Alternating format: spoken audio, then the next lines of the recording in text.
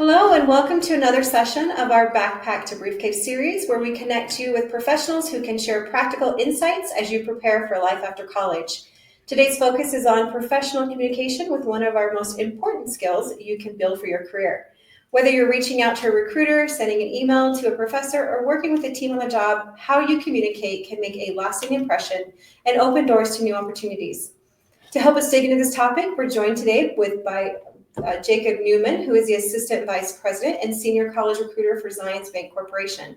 Based in Salt Lake City, Jacob works closely with Utah universities and community organizations to connect students with internships and early career opportunities at Zions. Each year, he helps hire dozens of interns and analysts, while also leading the company's summer internship program and professional development workshops. Beyond his recruiting role, Jacob has a strong background in education and nonprofit work, and he's passionate about creating meaningful opportunities for students from all backgrounds. He's a graduate of BYU with a degree in English and teaching English to speakers of other languages. And outside of work, he enjoys traveling, cooking Thai food, gardening, and spending time with his husband and their dog Chowder. Jacob, we'd love to hear your insights.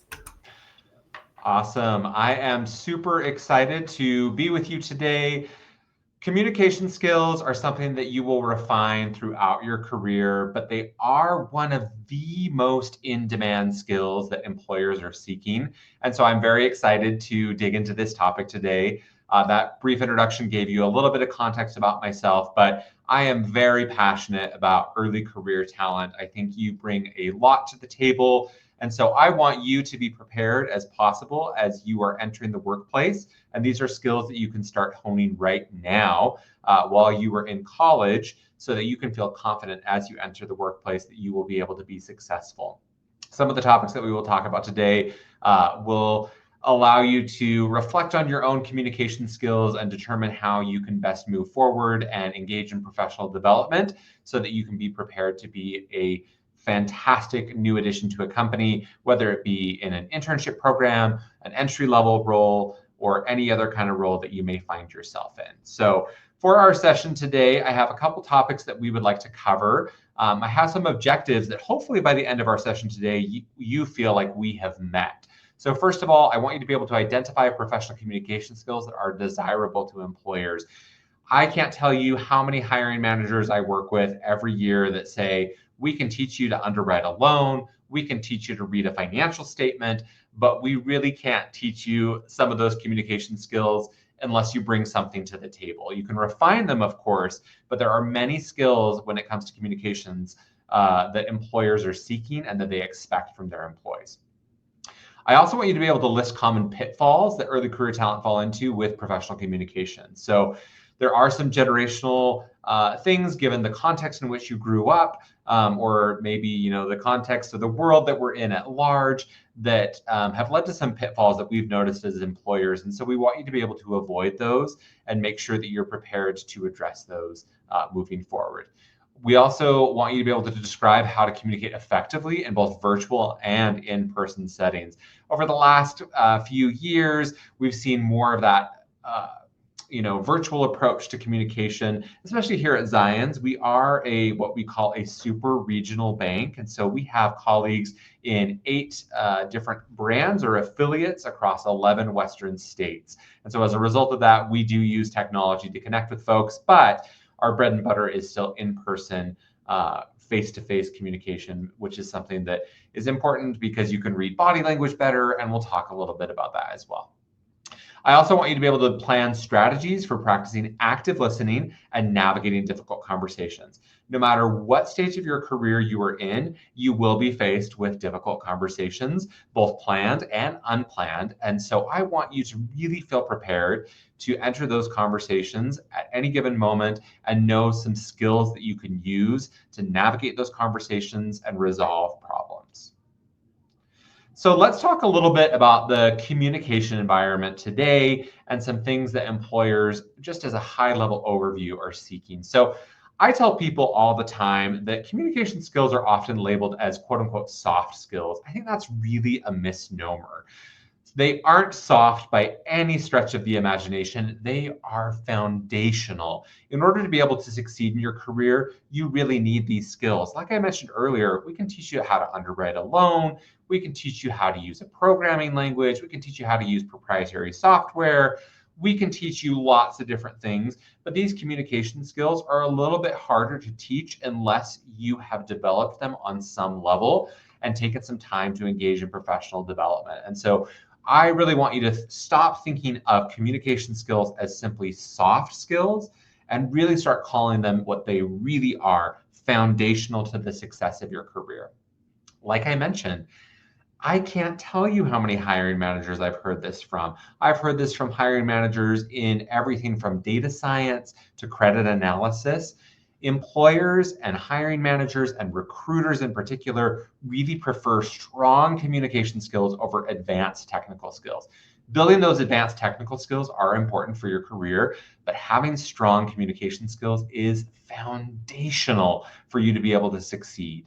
So, as you're thinking ahead, as you're getting started in your career and you're developing those skills, professionalism matters. So, those impressions really do count, and that can come across whether it be in person or virtual events or communication opportunities, but it's also through emails and how you're engaging with employers. The reason all of this is so important is because a lot of employers may have honestly some misconceptions or some bad impressions that are coming from early career talent. As I was researching for this presentation, I found a really interesting survey of hiring managers reported in HR Drive that shows some really concerning trends that you should be aware of. So 8 in 10 hiring managers said that recent college graduates didn't work out at their company. 7 in 10 put recent hires on performance improvement plans. And some of those performance improvement plans could be related to communication skills or some of those foundational skills for their career. 65% had to fire a recent graduate. And this presentation, which was created in 2025, 58% said they'd consider hiring from the class of 2025, but that's actually relatively low if you think about things. There are a lot of people who have some hesitancy. And so when you're entering the workplace, we really want to make sure that you're able to not just pass by, but really thrive and make sure that you are communicating effectively so that you can be the best employee possible. So let's talk about some of these pitfalls. I really want to focus on 3 particular pitfalls that early career talent fall into that I have observed, that I've heard from hiring managers, and that are trends at large as we're seeing from surveys online or informal anecdotes. The first one that I really want to talk about is ghosting employers and coworkers. As an employer, I'm sure you've heard many times that, I apply for a position and it feels like my application goes into a shredder and I never hear back from the employer. As an employer, we do not aim to do that at all. Employers do their best to not ghost candidates. We recognize that your time is valuable. We recognize that you have a lot of competing priorities. And so as an employer, we are really trying our best not to ghost you. That's from the recruiting side when you're getting into the company. But please, I also ask you, do not ghost employers. And we will talk about some real world scenarios based on maybe some prior experience that I've had in which I have been ghosted in the past. So please, as you're thinking about this, do respond in a timely fashion to emails or communications from employers. I know you have unruly inboxes and that your email can become overwhelming. There's great research about the fact that Gen Z has more unread emails than other cohorts in the workplace, but try your best to keep on top of your email inbox and to communicate effectively with employers in a timely fashion. We really do try to as well. I have a lot of people who ask, I put in an application, I had an interview, I haven't heard back yet. It's okay to follow up. But it is a two-way street. And so you really do want to be cognizant of that. I see a lot of early career talent and a lot of anecdotes about early career talent that also mention this fear of feedback. Embrace the gift of feedback. Feedback is a fantastic way for you to learn and to grow.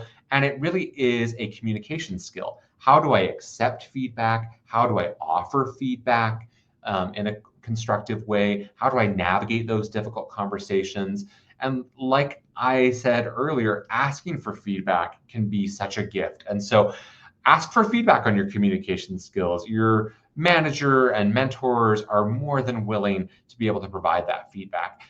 Also, don't be afraid to ask for clarification or for help. Asking for help is not a sign of weakness, it's a sign of strength. It shows that you have some self advocacy, and that's something that you really need to develop early in your career.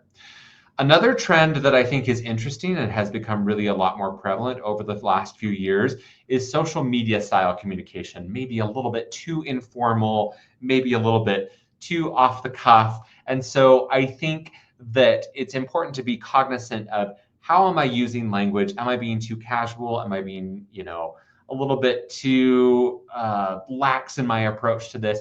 I would know your audience as you're communicating with folks, but also it's okay to keep your personality, show your enthusiasm. And so having that balance, I think, is tricky and it's something that you have to learn how to balance. But asking for feedback, asking for what employers are looking at is something that's really important. I'll kind of give you an example here. A lot of students will call me Mr. Newman. I think that sounds almost a little stuffy. So I'm happy when students call me Jacob.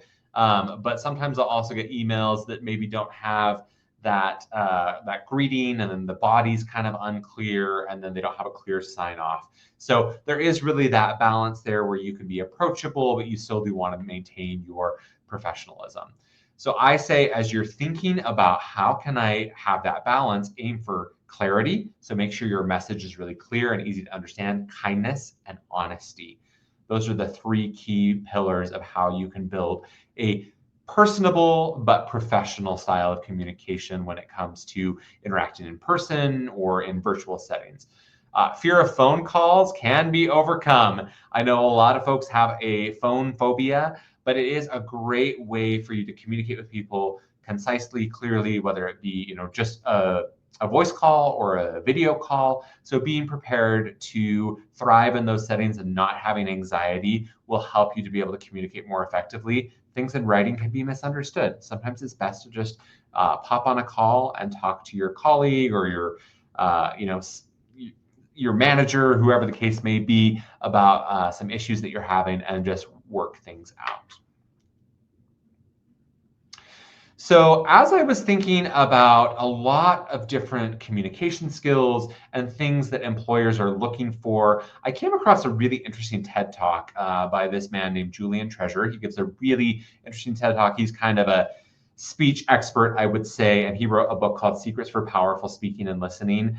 And he talks about some of these deadly sins of speaking that I think we all fall into. And so as you're building your communication skills, I want you to think of these 7 deadly sins of speaking that may lead to poor communication and are things that you need to be cognizant about when you're in school and as you're entering the workplace. These sound very basic, but you would be really surprised how much people still need to work on them. Gossiping, judging, negativity, complaining, excuses, exaggeration, and dogmatism. These are sins. These will lead you to being misunderstood. These will lead you to showing that you have poor communications. These could lead to you being put on performance improvement plans or receiving reprimands. So I really want you to be aware of these 7 deadly sins and think to yourself, as you're communicating with people, as you're in the workplace, as you're in the classroom, am I engaging in any of these? And how can I avoid these pitfalls to communicate effectively? Luckily, however, there is an antidote to resolving these and really avoiding these and thinking about some cornerstones of effective communication. Again, this comes from Julian Treasure. Honesty, so be clear in your communication. Don't necessarily beat around the bush. Don't feel like you have to not really get to the point. Don't be passive aggressive. Authenticity, be yourself, put your heart on your sleeve a little bit, not too much, obviously, but really do be authentic when you're communicating with others. Integrity, be your word. That's something that employers are really looking at. And love, when we hear the word love, we think of romantic love, but I think it really comes down to wishing people well, seeing the perspective of other people, understanding that people have other perspectives, and really trying to meet people where they are. So hail, honesty, authenticity, integrity, and love. And we will continue to hit on these as we talk about effective communication throughout this presentation. Another key to great communication is your body language. So maintaining eye contact is something that's really important. Don't be looking at your phone. I know that you can be nervous sometimes, but maintaining eye contact. And then if you do get nervous and you feel like, oh, I feel uncomfortable with eye contact, add a smile. A smile can enhance your confidence. It can, release endorphins in your brain to make you feel more comfortable. And it's a great way to connect with another person. Nodding along as you are talking to someone shows active listening. And so don't feel afraid to add that into the cadence of things. Keep an open body posture. Don't close yourself off, fold your arms, cross your body, whatever the case may be. That shows openness to the other party that you're listening to. Smiling, like I mentioned, smiling really does release endorphins. If you've ever talked to someone on the phone, you can actually tell on the other end, even if you're just listening to their voice, when someone is smiling when they're talking to you. Lean in, don't get too close, but lean in, and that shows engagement in the topic. Mirror expressions and posture. This will help the other person understand that you are engaged in the conversation. So as you're thinking about the body language and that hail model, some other things when it comes to active listening, just general principles. Listen to understand. Don't fixate on your response. Really just try to listen to the other person and not fixate on what you're going to say next. Focus on their body language and their attention. Clarify and focus on turn taking. In communication and when we're talking to people, there is a turn-taking kind of approach, right? So one person says something and then they leave a space for the other person to respond. So make sure you're not interrupting someone, or if someone does get interrupted, feel free to say, hey, what were you going to say? They may have something valuable but they may have been cut off. And listening, as you're truly engaged in this active listening, shows that L, or that love, or that engagement, or that desire to see from the other person's perspective. Inhale. So focusing on these core things will really help you, whether it be with a peer in college, with a professor, with a colleague in the workplace, with your manager. These skills and these approaches to active listening will help you to thrive as you are communicating with others. Now, a lot of you may be thinking about, I want to engage with employers so that eventually I can get a job or an internship. I can't tell you how many times that first impression of effective or ineffective communication makes an impression on hiring managers and employers, whether it be at a career fair, in an interview, whatever the case may be. So as you're engaging with employers, show off your communication skills outlined here. And beyond that, as you are showing off your communication skills, there are some other tips and tricks that I really recommend. Do research about the company. Over the years in my recruiting experience, I have actually hired people who have come to events, demonstrated fantastic communication skills, have done research about the company and the roles that we are recruiting for, and have asked very specific questions about the role. I remember these people. That's how you can make a fantastic impression. It's not about, I have experience in underwriting, I have excellent programming skills, I have a cybersecurity certification. Those are all fantastic. But if you can communicate effectively, that really outweighs a lot of those things because employers want to see those skills demonstrated. Make that strong first impression. And then, like I said, remember that hail approach in every interaction: honesty, authenticity, integrity, and love. So let's talk about some real world scenarios. And I want to talk about these briefly. And I've seen these happen before or heard of these happening. And so you may encounter these. And these are, the names have been changed to protect, whoever this may have happened to.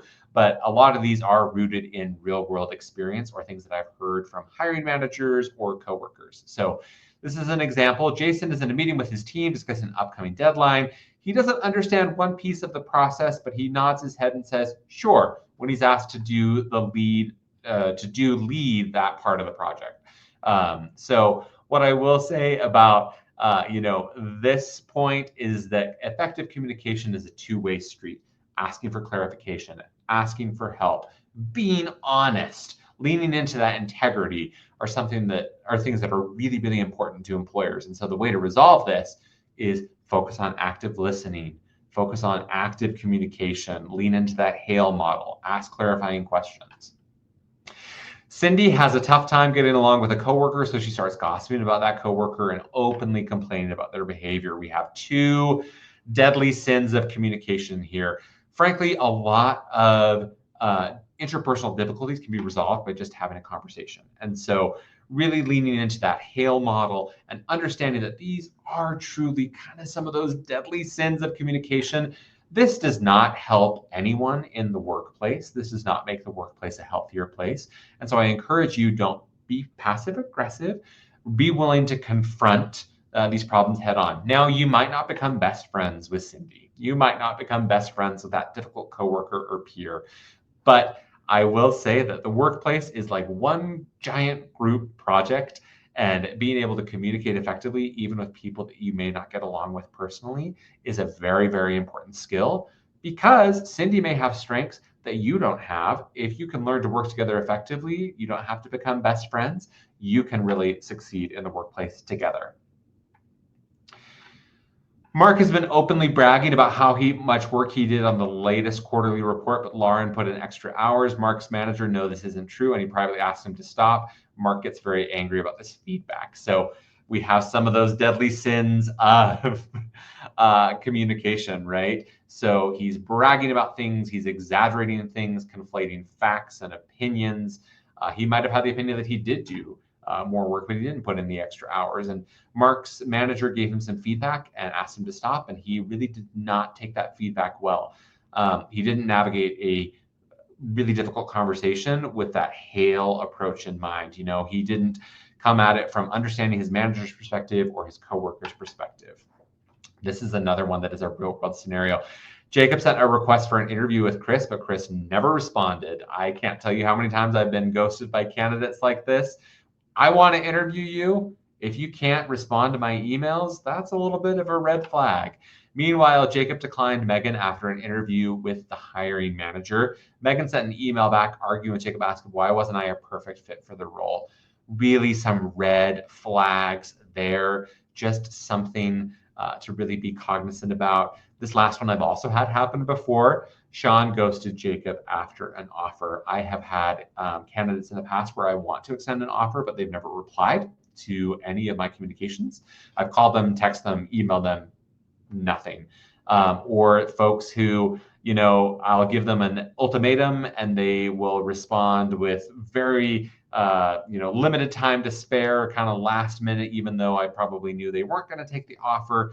I think having that HAIL approach in mind, I know I keep referencing it, but it's something that I think is really impactful and really something to keep at front of mind.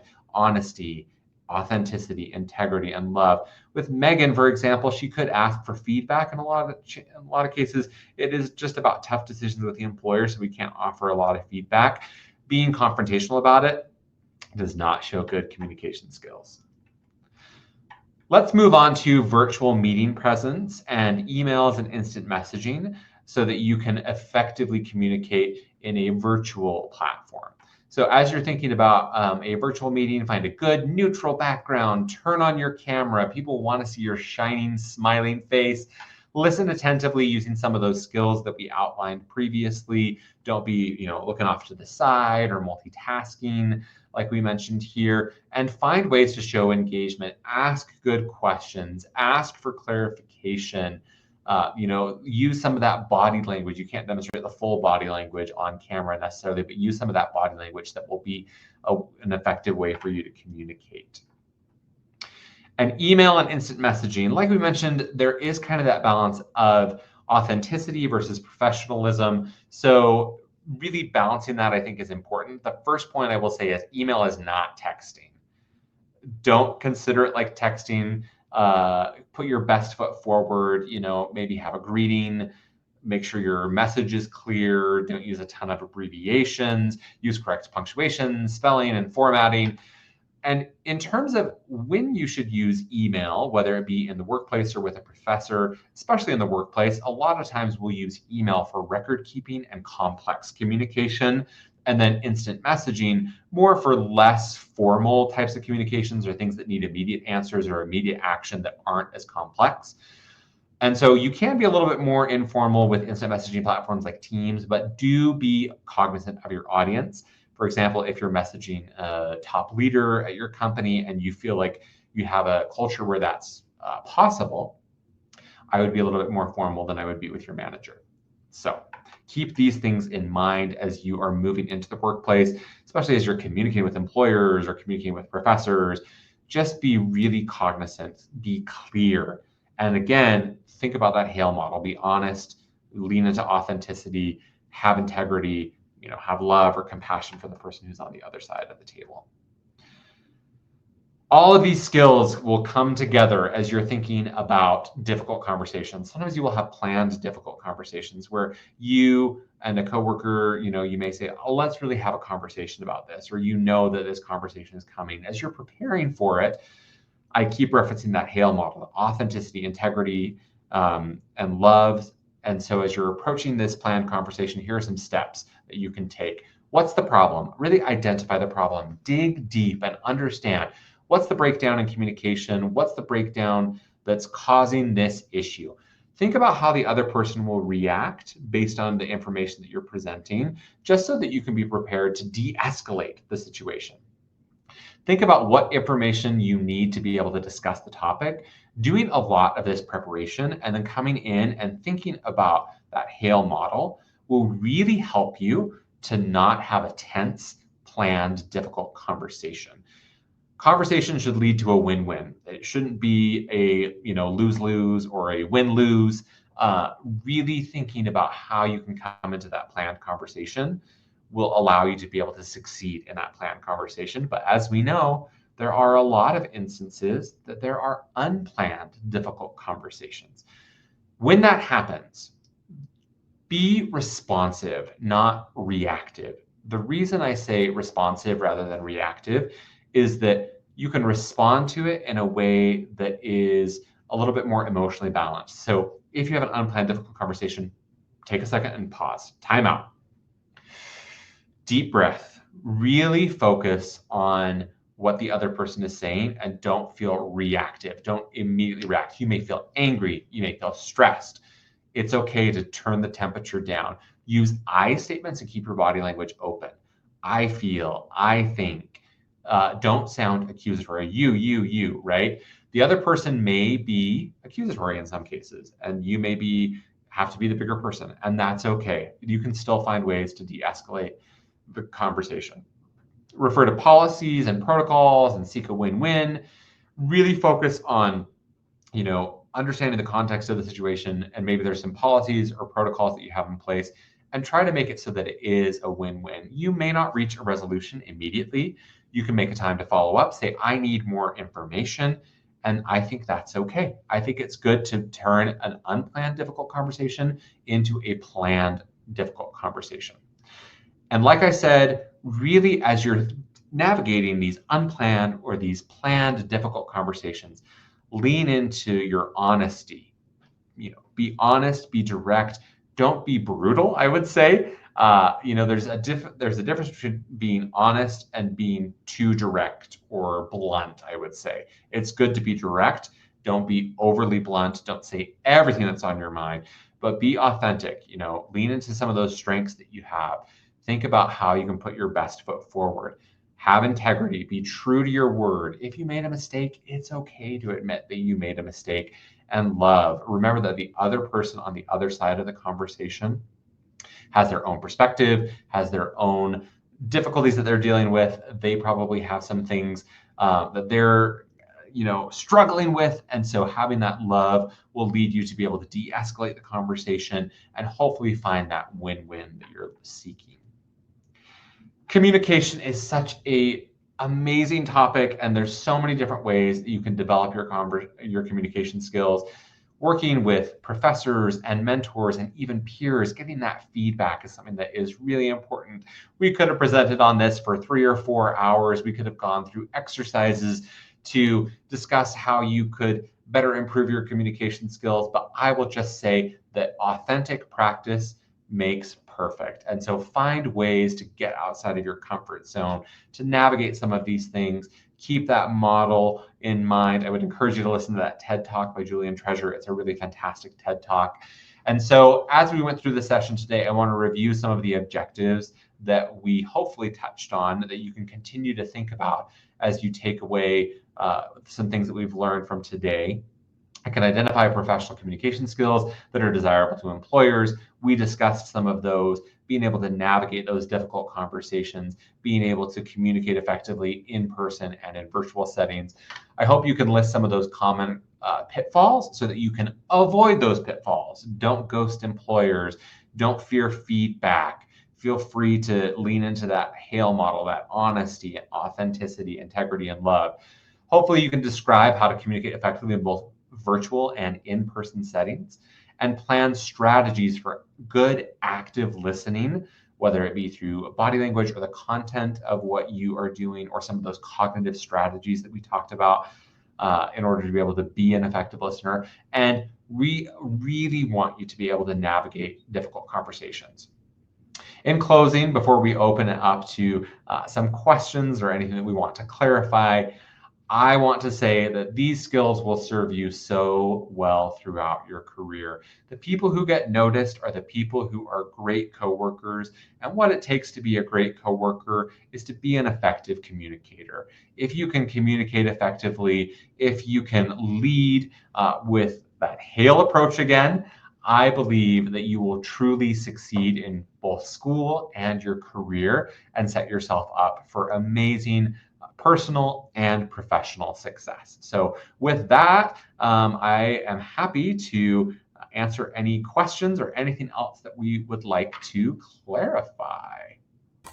Thank you so much for sharing your insight today. Those are things that it's not great. I mean, it's not just about, going for internships and jobs, but how we can show up with integrity and love in our own lives. So thank you so much for sharing that, the HELL model and the other resources that we can reach out to. And I do have a question. I'd maybe like to clarify. You shared an example of someone that responded poorly when they weren't chosen for a job.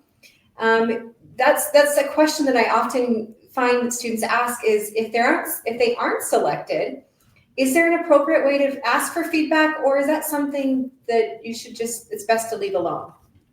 I think it is really good to ask for feedback. So I have actually had circumstances. I had a circumstance this last year with a student who really wanted to be an intern at the bank. And it was very tight competition for several of our roles. We receive a high volume of applications. We have a lot that we're having to sort through, but he responded to a couple of denials that we had with him. And he responded in a way that showed that he was still invested in the company, that he was still interested in opportunities. He expressed that he was disappointed, but in a professional way. And he did ask for feedback. He said, as I'm looking to improve my skills moving forward, do you have any feedback to offer me? Now, I'm going to tell you right now that as an employer, we're not going to be able to offer feedback all of the time. But the fact that you're willing to show openness to feedback in a professional, humble way really does make an impression. With this candidate, he had been declined for 2 roles. And then eventually what ended up happening is we actually had to renege on an offer. And he was a runner-up for that role. And so we called him up and said, hey, we had this happen. We really want you to join the bank. He was absolutely thrilled to be able to come back. But the reason that we were able to come back to him like that and really have that positive impression rather than saying, hey, let's try and fill this super last minute, let's open up applications again, is because he was an effective communicator and because he had asked for feedback and had stayed engaged with the employer in such a humble and authentic way.